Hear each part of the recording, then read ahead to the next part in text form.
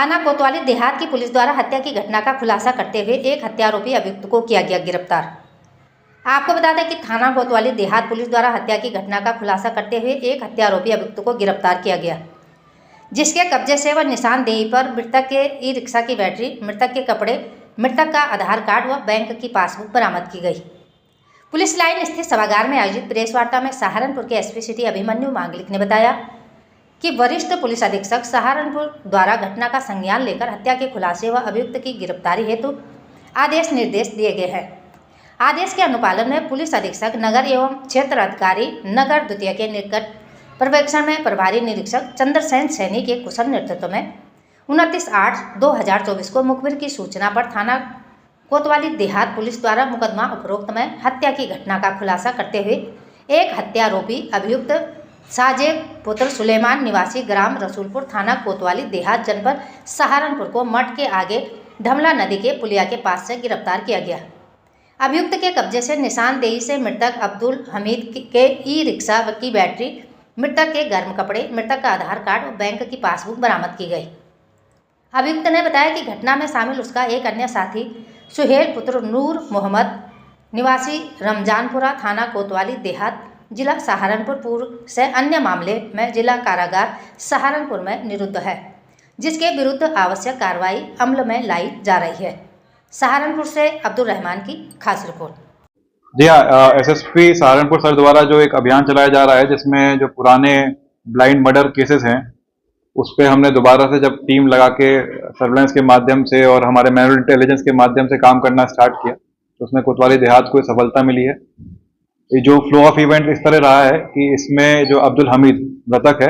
उसकी गुमशुदगी थाना कोतवाली देहात में 21 दिसंबर 2023 को लिखवाई गई थी उसकी बीवी के द्वारा। उनके द्वारा बताया गया था कि इनके जो पति हैं अब्दुल हमीद वो 16 दिसंबर से ही घर पे नहीं है और उनका पता उनको नहीं लग पा रहा है, तो गुमशुदगी इसमें दर्ज की गई थी। उसके बाद 7 जनवरी 2024 को एक अनआइडेंटिफाइड डेड बॉडी मिलती है साई मंदिर बेहट रोड पर, और जब गुमशुदगी और अनआइडेंटिफाइड बॉडी का मिलान किया जाता है तो उसमें एक संभावना दिखती है कि बॉडी अब्दुल हमीद की हो सकती है। उनके परिजनों को सूचना दी गई। इस सूचना पर उनके जो परिजन आए उन्होंने अब्दुल हमीद की बॉडी को आइडेंटिफाई भी किया था। उसके बाद इसमें काफी प्रयास किए गए थे कि इस जो मर्डर की घटना हुई है उसका अनावरण किया जाए। कुछ दिनों पहले हमें मैनुअल इंटेलिजेंस के माध्यम से ये सूचना मिली थी कि एक गैंग है जिसको कोतवाली देहात ने जेल भेजा था, जो ई रिक्शा में जो चालक होते हैं उनको बातों में लगाकर उनके साथ कुछ शराब का सेवन कर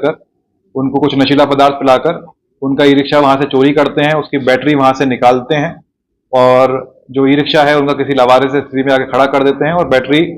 को बेचकर पैसे कमाते हैं। तो इसका आज से 3 से 4 महीने पहले ये पूरा गैंग था जिसमें एक सुहेल नाम का अभियुक्त भी गया था जेल, और ये पता चला था कि मैनुअल इंटेलिजेंस से कि सुहेल और उसका एक दोस्त है साजेब, इनके द्वारा ये घटना कारित की गई थी। साजेब कुछ दिनों पहले ही सरसावा से मोटरसाइकिल चोरी में जेल गया था और बाहर निकल के आया था जेल से, और उसको जब पुलिस ने पकड़ा और उससे पूछताछ करी तो ये बात पूरी निकल के आई थी कि इनके द्वारा ये घटना जो है वो 2 जनवरी 2024 को कारित की गई थी। ये तीनों ही ई रिक्शे तीनों ही पहले से एक दूसरे को जानते थे क्योंकि आपस में ये नशे का सेवन करते थे साथ में, और ये तीनों मिलते हैं पुरानी चुंगी के आसपास। उसके बाद एक ठेके से शराब लेते हैं। अब्दुल हमीद को शराब पिलाई जाती है, उसमें कोई एक नशीला पदार्थ है वो मिलाया जाता है, और जब साई मंदिर के पास जो झाड़ियां हैं वहां पर, तो वहां पर इसको जब ये अनकॉन्शियस स्टेट में हो जाता है उसको लेके जाया जाता है वहां पर, और जब ये होश में आने की कोशिश करता है तो साजेब और इसका जो मित्र है सुहेल जो अभी भी जेल में है उसके द्वारा इसका मर्डर कर दिया जाता है रस्सी से उसका गला घोट कर, और उसके बाद जो सुहेल है वो उसका ई रिक्शा वहां से ले जाता है। जब इससे कड़ाई से पूछताछ की गई तो साजेब के पास से जो मृतक है उसके कपड़े ही बरामद हुए हैं, उसकी पासबुक और आधार कार्ड ही बरामद हुआ है। जो बैटरी इन्होंने वहां से निकाली थी जो अभी तक ये बेच नहीं पाए थे वो भी बरामद कर ली गई है। तो सर जो सुहेल है चोरी में जिस टाइम उनको जेल भेजा गया था क्योंकि जब साथ में काम करते थे वो, जी हाँ, जब ये सुहेल के गैंग पे काम किया गया था उस टाइम पर ये जो साजेब है वो ऑलरेडी ही मोटरसाइकिल चोरी में सरसावा से जेल गया हुआ था।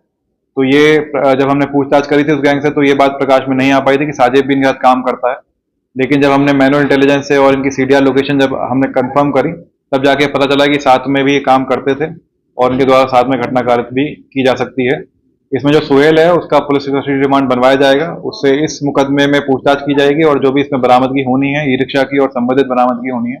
वो उससे कराए जाने के प्रयास